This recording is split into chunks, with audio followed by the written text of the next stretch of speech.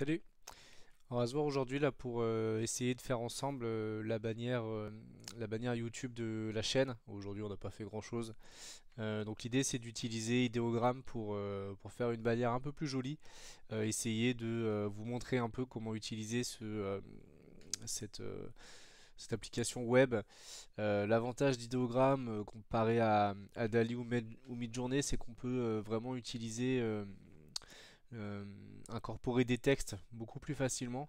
Donc c'est très pratique pour faire des logos, pour faire des headers de pages web. Donc là on voit, hein, il y a des choses qui sont assez pro. Euh, Moi je m'en étais déjà servi, hein, par le passé. Le logo d'Indospira on l'a fait avec ça.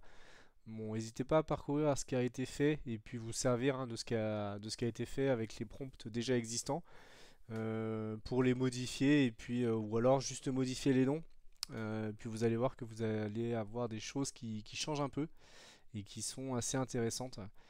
Moi je trouve que la qualité d'idéogramme, hein, est quand même vraiment pas mal. Donc, bon voilà, on va essayer ensemble. Bon, je mettrai tous les liens dans la description de la vidéo.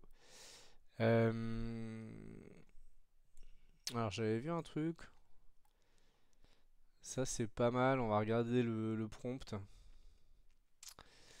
Donc là, on voit directement, hein, les quatre images qui ont été utilisées. Et ouais, il y a plusieurs trucs pas mal pour une bannière YouTube. Moi, je trouve ça assez intéressant. On va essayer on va essayer de le reproduire. Donc là, il a mis le texte. Alors des fois, le texte, on l'ajoute à la fin. Euh, des fois, c'est en premier. Alors c'est vrai qu'il faut essayer plusieurs choses, parce que des fois, c'est pas vraiment compris correctement. Je tente avec la majuscule sur le I et le S. Pareil, ça normalement il aime pas trop. Il va peut-être avoir tendance à faire comme là, hein, à mettre tout en majuscule. On va voir. On va essayer ça. Donc peinture, ouais, sur le mur, avec des grands bâtiments dans le fond. C'est le soir, cinématique, 3D render, photo, typographie. Ok. Donc il avait pas mis les couleurs. Nous on va le mettre en format 16 neuvième. On va voir ce que ça fait. Euh, alors ouais, bon, j'accélérerai peut-être un peu la vidéo sur Ideogram en mode gratuit, hein. On a un petit temps d'attente sur les chargements. Bon là déjà on voit que le deuxième, l'écriture est pas terrible. Euh, ouais, le premier, c'est la cata. Ah ouais, alors des fois on a des choses qui se mélangent un peu là entre les N et les M, ouais, on sait pas trop ce que c'est. Il y a aussi deux P, deux R. Bon, ça c'est pas terrible. Ah, celui-là, si, il est pas mal. Il est pas mal aussi, Inospira. Et alors, le deuxième et le quatrième sont vraiment pas mal. Euh, ouais, donc là, celui-là, on va le prendre. On a vraiment un truc pas mal. Alors après, on peut rejouer, hein, sur les choses. Donc là, vous avez vu, hein, on a déjà deux résultats sur trois qui sont intéressants. Donc vraiment, on a vraiment, et là c'est en mode gratuit, hein, j'ai pas payé sur cette application-là. Donc on n'a pas besoin de prendre beaucoup de temps pour faire des choses qui sont assez intéressantes. Euh, donc ouais, celle-ci est pas mal, j'aimais bien celle-là aussi. Moi, j'aime bien, moi, les thèmes un peu couché de soleil, là orangé, un petit peu sombre. Euh, je vais prendre les deux et puis on va essayer de régénérer comme ça. On sait pas. On va voir un peu si on a des choses qui sont différentes. En tout cas, n'hésitez pas à faire plusieurs générations. Euh, des fois, on est content de ce qu'on a dès le début, mais voilà, en refaisant des petites générations, on peut avoir d'autres surprises. Euh, alors ouais, là, j'avais mis l'image pour retravailler sur une image. Un peu comme Midjourney, hein, quand on veut faire des variations sur une image, donc en faisant les V1 jusqu'à V4. Je montrerai un pareil, je ferai une vidéo sur Midjourney pour montrer un peu, mais c'est le même logique. On a quatre images si on veut faire des variations. Donc là, non, on va enlever ça et puis on va voir un peu si on a des choses qui sont différentes. Là, on peut jouer aussi sur ça. Moi, je trouve que c'est pas mal. Euh, on va le refaire. Bon, là, il y a eu le Magic Prompt, donc il me l'a modifié un peu la phrase, hein. On avait mis le Innospira dès le départ. Là, il m'a modifié le prompt, mais bon, c'est assez satisfaisant, hein. Ce qui me ressort, c'était vraiment dans le même thème que l'autre, mais avec vraiment une nouvelle touche perso, quoi. Donc c'est pas juste on reprend l'image qu'on voit et on la copie, on a vraiment des nouvelles choses. Euh, ok, bon, je vais enregistrer les images, on va regarder ce qu'on a après. Elles sont vraiment pas mal, hein. À part là où il y a le i en trop, alors là j'aime pas trop celle-ci, mais elle là, elle est vraiment pas mal aussi. Bon, celle-ci, je vais pas la prendre, mais euh, ouais, on est pas mal du tout. Ça a été assez vite. Euh, on va faire d'autres essais de logos. Je voulais montrer aussi quelques exemples. Donc on avait vu quelques logos là sur la page tout à l'heure. Donc faut pas hésiter à naviguer, hein, dans la galerie. Donc là je suis vraiment sur la partie Explore euh, pour voir un peu ce qui ressort. Alors après, bon bah vous pouvez taper en haut, hein, directement ce que vous voulez. Euh, N'hésitez pas à vous baser, hein, sur des choses qui sont dans la galerie pour se rebaser sur un prompt, etc. Vous allez gagner du temps, hein. Là, on l'a fait, ça a pris même pas 5 minutes. Bon, je vais vous montrer quand même. Si on fait very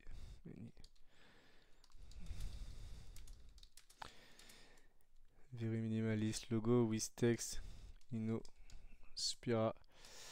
Euh, ok, on va mettre typographie. On va mettre painting, on va voir ce que c'est. 3D Runner. Bon, j'ai pas mis de couleur avant, on peut mettre couleur, typographie. Ok, on va voir ce que ça donne. Bon, pour les logos, peut-être repasser en ratio 1 sur 1. Ok, bon, on va voir. Mais voilà, sur les logos, moi j'aime bien faire des prompts vraiment en mode minimaliste pour pas avoir plein de fioritures de tous les côtés. Et puis surtout, l'idée d'un logo, c'est que derrière on puisse l'intégrer sur pas mal de choses. Donc derrière, si on veut retirer le fond d'écran ou autre, le mieux c'est d'avoir quelque chose de vraiment simple. Bon, là j'avais mis les couleurs bleues, ok. Nanana. Le texte, ici c'est ok, mais c'est pas. On va refaire.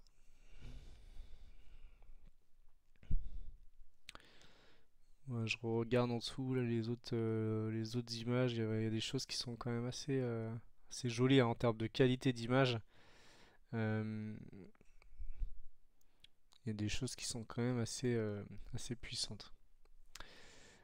Ok, donc là on a déjà un truc qui est. Ouais, le premier, il est pas mal aussi. Euh,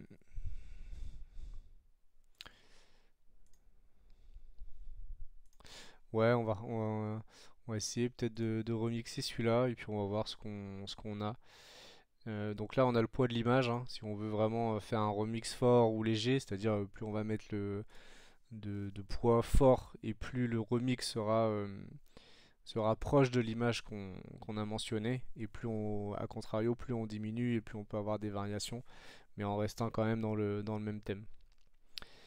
Euh, donc ouais, ça c'est pas mal par exemple, mais là le A on l'a pas trop, il ressort pas très bien. On va laisser comme ça, on va régénérer, on va voir si on arrive avoir quelque chose de sympa. Ouais, là on voit tout de suite que on a des résultats qui sont mieux. Euh, Après, il n'y a plus qu'à choisir, hein. Peut-être le dernier est plus lisible. On va se rebaser sur celui-là. Voilà, on va augmenter le poids. Et puis, on va voir ce que ça nous donne. Donc là, j'aurais pu lui dire aussi hein, de changer, changer les couleurs, hein. Là, on voit qu'avec le Magic Prompt, on a quelque chose qui est quand même beaucoup plus complet que ce que j'ai saisi tout à l'heure. Euh, c'est un peu comme avant, quand on demandait à ChatGPT de nous générer un prompt pour générer une image. Bon, bah là, il le fait automatiquement. Bah après, voilà, bon, on est parti sur celui-là.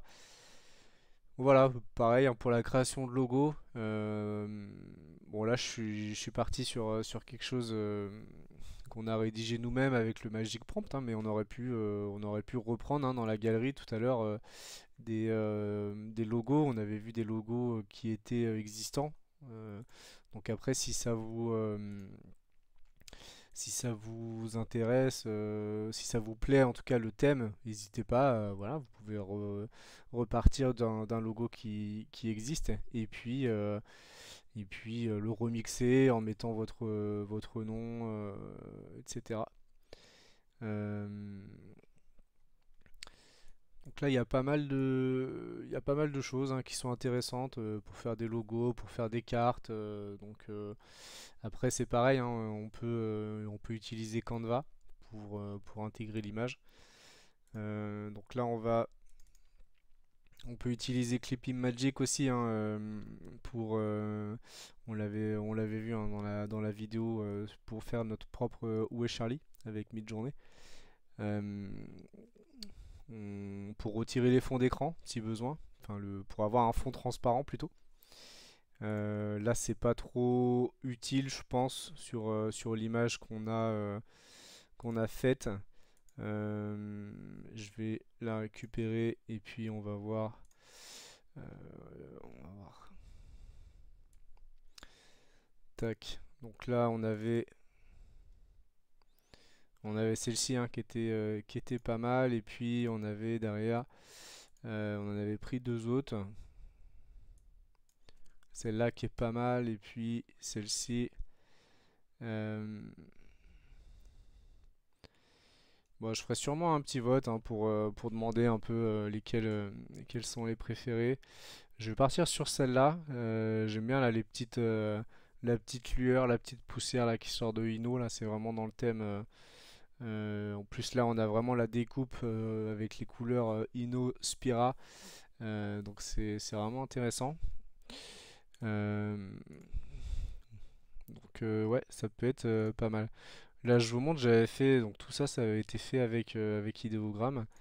Donc j'avais eu plusieurs images qui étaient intéressantes et puis des logos qui étaient assez professionnels, hein. Ça aussi, c'était fait avec Ideogram. Donc un logo qui est assez simple et qui peut être repris assez facilement derrière sur un site internet.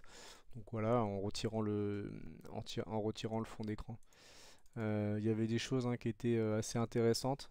Bon après voilà, faut aimer, hein. Là c'est un petit cœur sur le i. Moi c'est pas spécialement dans le thème. Là il y avait un robot, ça aurait pu être intéressant, mais bon pareil, c'est pas, ça n'a pas été retenu. Donc après sur Canva, on va insérer l'image qu'on veut. Donc je vais prendre celle-ci dans un premier temps. Je ferai un petit vote sur les réseaux, voir un peu si on a une qui est plus retenue qu'une autre. On va l'intégrer là. Et puis voilà, donc là j'avais pris vraiment hein, une bannière YouTube.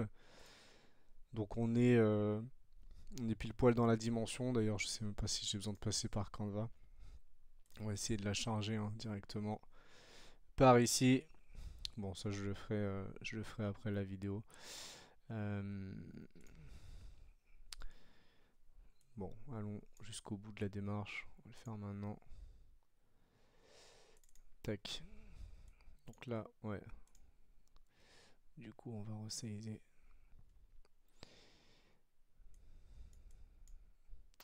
Ouais, donc faut peut-être revoir un peu.